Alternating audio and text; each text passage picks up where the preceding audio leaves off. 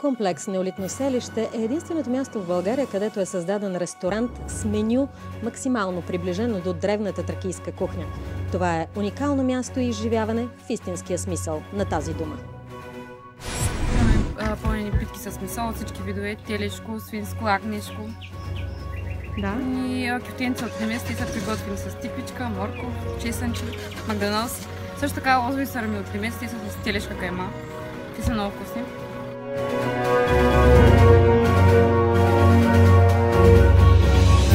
И по принцип всичко е любопитно и искат да пробват и още. Смисъл, всичко е любопитно и харесват ги, после се очудват колко е вкусно.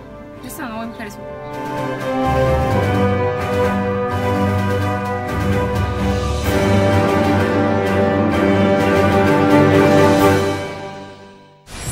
Идеята първоначалната беше да направим анализ на намерени вкаменелости в гробници и да предложим неща за хранене, които се доближават максимално до храната на траките.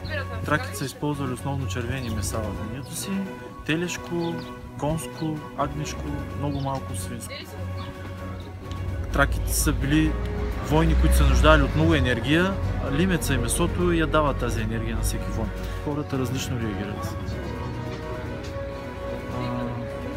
Някои хора са скептични към тия наши инициативи за лимеца конкретно, но при анализ на вкаменелости на съдове в гробници са намерени ястия, които максимално ние сме се мъчили да ги имитираме.